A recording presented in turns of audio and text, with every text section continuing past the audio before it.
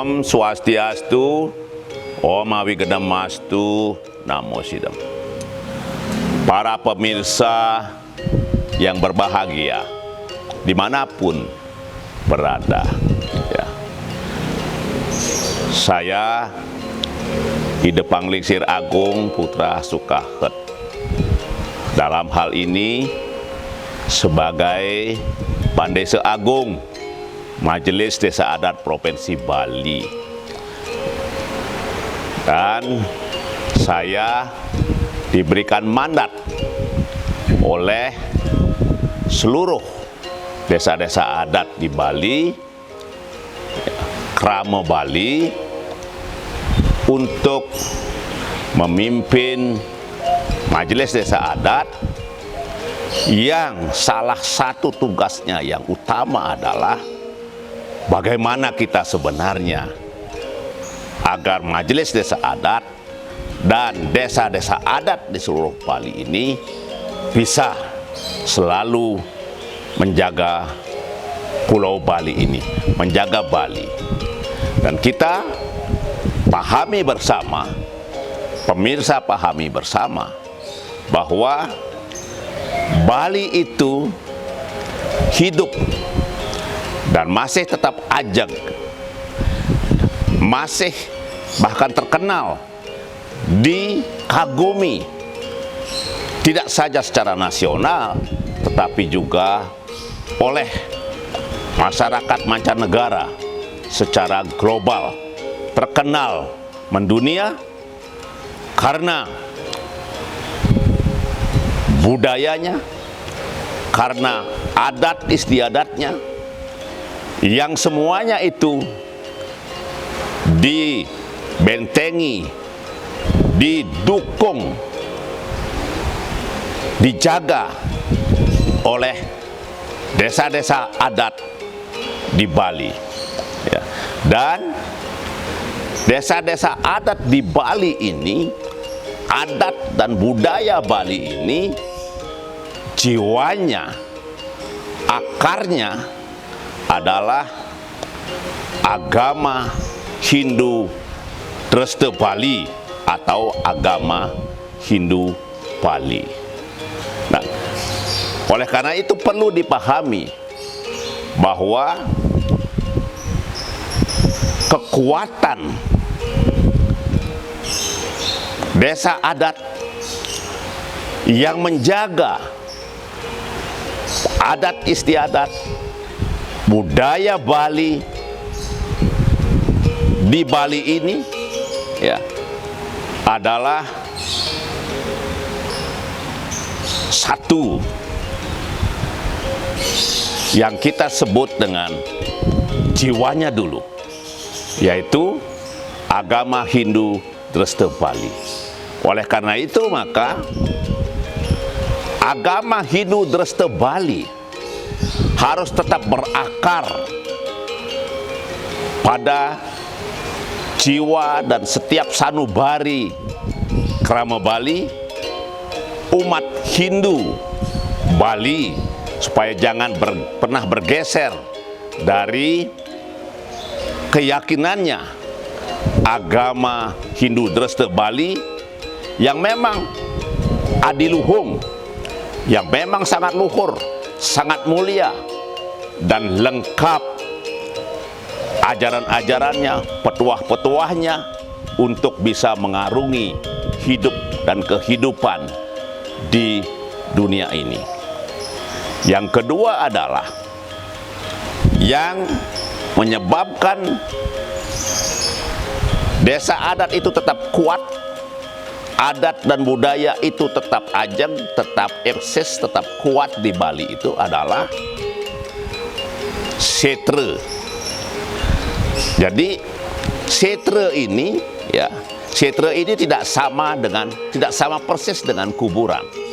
Setre itu memang istilah adat di Bali, desa adat di Bali. Setre hanya dimiliki oleh desa adat. Krama-krama adat di Bali itu sangat bergantung, terikat dengan setra. Ikatan inilah yang tidak boleh direnggangkan.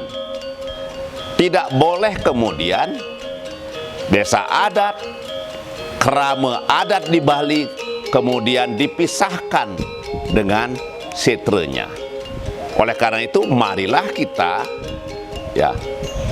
bersama-sama menjaga agar setra-setra desa adat itu tetap berfungsi dan difungsikan dengan baik oleh seluruh desa adat dan kerama adat, kerama Hindu Dresta Bali. Karena jangan sampai kemudian ikatan setra ini terhadap desa adat ini, terhadap kerama-kerama adat ini kemudian luntur, kemudian luntur, dan ini juga akan bisa melemahkan desa adat kalau luntur. Kemudian yang berikutnya adalah keterikatan kepada kahyangan, terutama kahyangan 3 desa yang disebut dengan Pura Desa, Pura Pusah, Pura Dalam, termasuk Prajapati, dan juga kahyangan-kahyangan Jagat, Sat Kahyangan, Dang Kahyangan, Pura Swegina, dan sebagainya. Pura-pura kawitan juga, itu yang menjadi ikatan adat, budaya, dan kerama Bali semua. Dan berikutnya adalah yang mengikat kerama adat itu sehingga adat itu menjadi kuat, kerama itu bersatu adalah awig-awig, perarem. Kemudian berikutnya adalah baru manajemen, manajemen yang bagus, Kemudian yang membuat desa-desa adat itu kuat sehingga budaya kuat, adat istiadat tetap kuat terjaga adalah juga bagaimana agar ekonomi desa adat itu selalu dijaga dan ditingkatkan, dan dengan melalui misalnya LPD maupun misalnya sekarang ini dikenal dengan BUFDA. Itu kira-kira yang harus dipertahankan daya ikat desa adat itu terhadap kerama adat, sehingga desa adat itu, adat dan budaya Bali itu kemudian menjadi tetap lestari, tetap hidup di Bali, dan itulah sebenarnya identitas Bali, dan itulah sebenarnya hakikatnya menjaga Bali.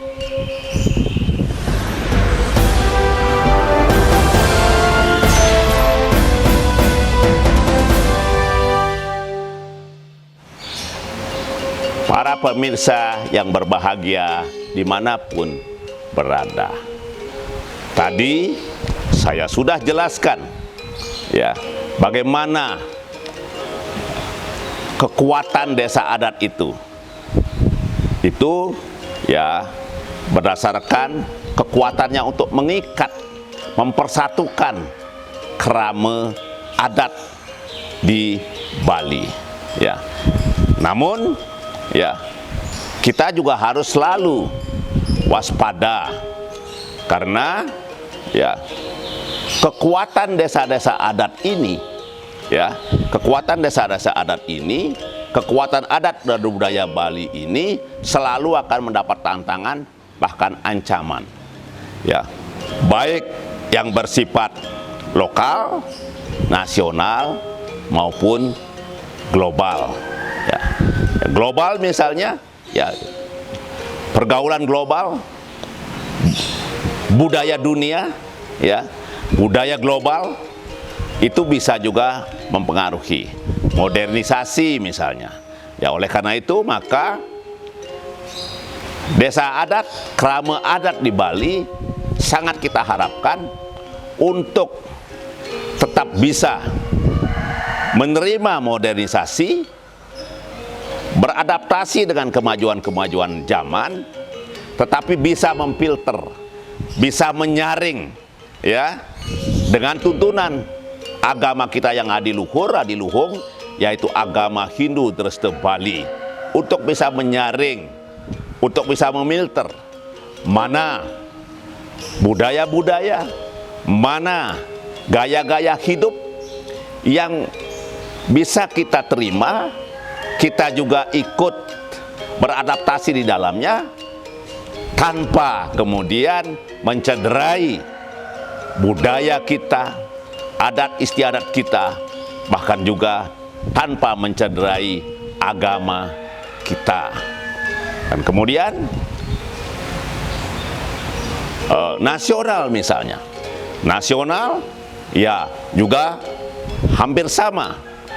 Ya, ini apa namanya, kita bisa selalu menerima kedatangan baik turis-turis internasional maupun turis-turis domestik, dan kita menerima dengan baik dan dengan senang ya setiap orang yang datang ke Bali, bahkan tinggal di Bali, karena kita mempunyai falsafah pandangan bahwa semua orang, semua umat itu bersaudara.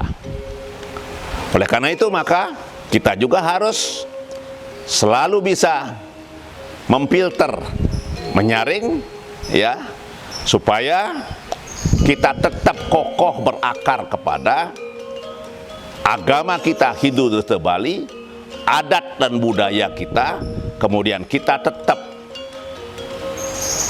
berpedoman, kemudian mendukung, menguatkan bersama-sama bentengnya Bali, yaitu desa adat di Bali. Dan kemudian juga ya mungkin tantangan ya, di samping hidup modern ya, hidup pragmatis yang sekarang kita kenal juga sering dengan istilah asal pragmatis, panggelis, ekonomis, kayak begitu, agak asal cepat, pragmatis, dan kemudian ekonomis, maka itu baik. Nah, itu belum tentu. Belum tentu. Karena menurut ajaran agama kita yang mendasari adat kita dan desa-desa adat kita itu adalah agama Hindu Dresta Bali, ya, di mana sering istilah-istilah pragmatis, ekonomis, dan panggelis itu sering bahkan sangat tidak tepat untuk diterapkan secara langsung di Bali. Nah, itu juga kita mesti berhati-hati ya, menyerap, memfilter.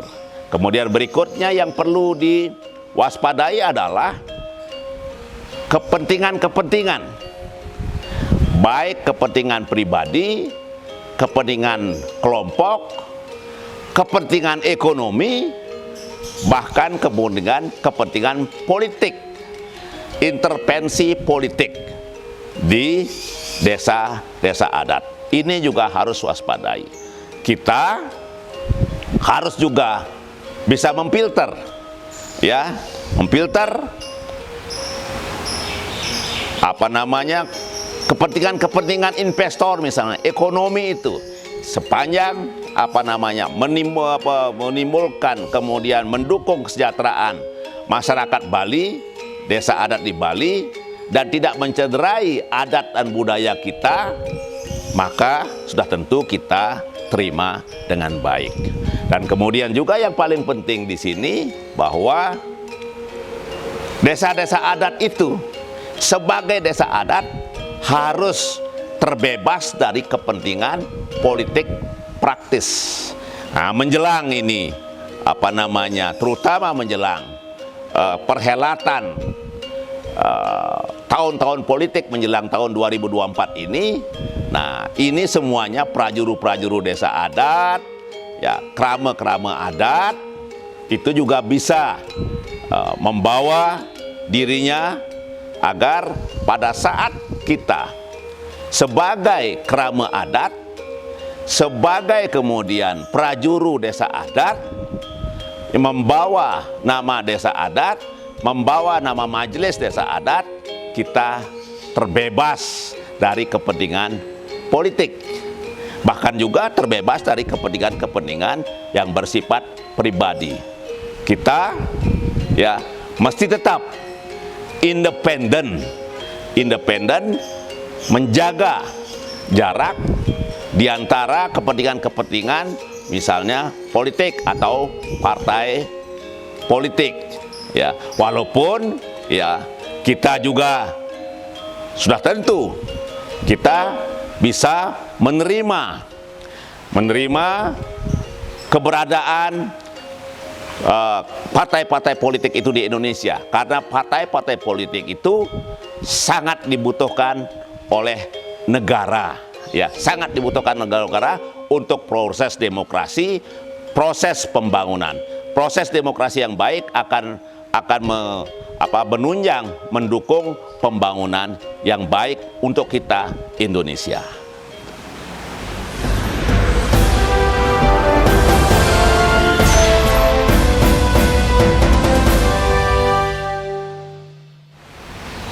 Para pemirsa yang berbahagia dimanapun berada, yang tadi sudah saya sebutkan, yang menentukan juga kekuatan desa adat itu adalah manajemen, ya, manajemen di desa adat dan situasi di desa adat sendiri itu sendiri. Artinya bagaimana desa adat itu juga menjaga kekompakan agar tetap segilik seguluk, paras paros, sarpanaya salulung sebayan take, ya, tetap paras paros, tetap segilik seguluk, salunglung sebayan take, ya. Jadi itu yang penting, kekompakan itu. Kemudian manajemen yang bagus itu juga ya yang menyebabkan kekuatan. Dan yang menyebabkan kelemahan juga adalah apabila di desa-desa adat itu sering terjadi konflik, ya, konflik yang disebabkan oleh